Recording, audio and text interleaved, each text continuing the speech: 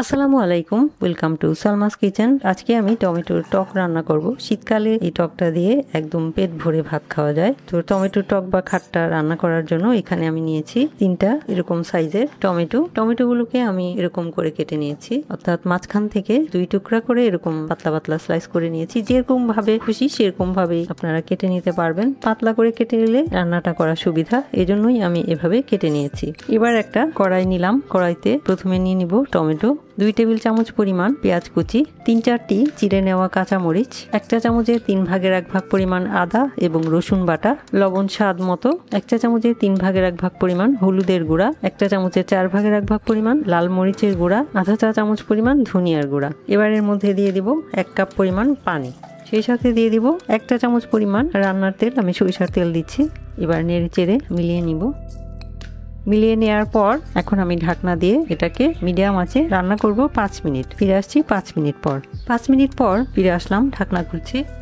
টমেটোগুলা সেদ্ধ হয়ে গেছে। এবারে আমি টমেটোগুলাকে একটু কাঠের খুন্তি দিয়ে ম্যাশ করে দেওয়ার চেষ্টা করছি। এজন্যই অল্প পানি দিয়ে প্রথমে আমি টমেটোটাকে সেদ্ধ করে নিলাম, তাহলে টকটা খেতে বেশি ভালো লাগবে। একবারে পানি দিয়েও কিন্তু রান্না করা যায়, তবে টমেটোটা বেশি ম্যাশ হলে টকটা খেতে বেশি মজা লাগে। এভাবে ম্যাশ করে নিলাম, তাহলে টমেটোর আর কোনো অংশ বাদ থাকবে না, একদম পুরোপুরি ভাবে টকের সাথে মিলে যাবে। এবারে যেটুকু পরিমাণ আমি টক রান্না করব সেই পরিমাপে আমি এখন পানি যোগ করব। দিয়ে দিব এবার মেজারমেন্ট কাপের 2 কাপ পরিমাণ পানি। এখানে মেজারমেন্ট কাপের 1 কাপ পরিমাণ পানি আছে, দিয়ে দিলাম। যেহেতু টমেটোটা ম্যাশ করা আছে তাহলে রান্না হতে আর খুব বেশি সময় লাগবে না। এবারে আমি দিয়ে দিব 2টা তেঁতুলের বিচি সহ তেঁতুল। এটা আমি টকের জন্য যোগ করছি, আপনারা চাইলে তেঁতুলের বদলে যে কোনো টক জাতীয় ফল যোগ করতে পারবেন। জলপাই, আমড়া, বড়ই, যে কোনো কিছু দিয়ে এটা রান্না করা যায়, তবে এই মুহূর্তে যেহেতু অন্য কোনো ফল নাই তাই আমি তেঁতুলটাই যোগ করছি। খুন্তিটা দিয়ে একটু সবকিছু মিলিয়ে নিলাম, আশেপাশে হাঁড়িটাও পরিষ্কার করে নিলাম। এবার আমি ঢাকনা দিয়ে রান্না করব মাঝারি আছে আবারও 5 মিনিট। 5 মিনিট পর ঢাকনা খুলছি। লবণ টক ঠিক আছে কিনা একটু চেক করে নিব।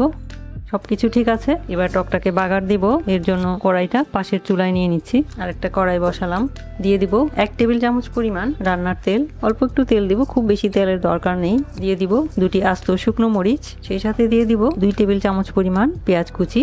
এখন পেঁয়াজ আর শুকনো মরিচটাকে প্রায় লাল হয়ে যাওয়া পর্যন্ত ভেজে নিব।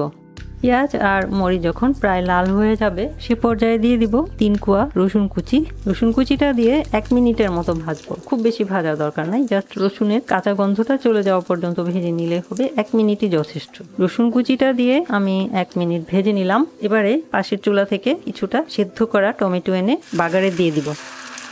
2-3 চামচ দিয়ে দিলেই হবে। এবার এই পুরো বাগারটা এনে দিয়ে দিব। এখন আমি এর মধ্যে কিছু স্লাইস করা টমেটো দিয়ে দিব। এটা যার যার পছন্দ, মন চাইলে দিবেন, না চাইলে না দিবেন। তাহলে খাওয়ার সময় এই টমেটোগুলা যখন আস্তে আস্তে থাকবে দেখতেও সুন্দর লাগবে আর খেতেও ভালো লাগবে। এবারে যোগ করব ধনিয়া পাতা কুচি, 3টি আস্ত কাঁচা মরিচ, 1 চা চামচের 3 ভাগের 1 ভাগ পরিমাণ ভাজা জিরার গুঁড়া মিলিয়ে নিব। এবার আমি এই সমস্ত কিছু একসাথে 3 মিনিটের মতো রান্না করে নেব। ঢাকনা দিয়ে দিলাম, ফিরে আসছি 3 মিনিট পর। 3 মিনিট পর রান্নাটা আমার হয়ে গেছে। এবার চুলা বন্ধ করে দিয়ে ঢাকনা তুলে নিচ্ছি। এবারে পরিবেশন করে নিব। সরাসরি কড়াই থেকে বাটিতে ঢেলে নিচ্ছি।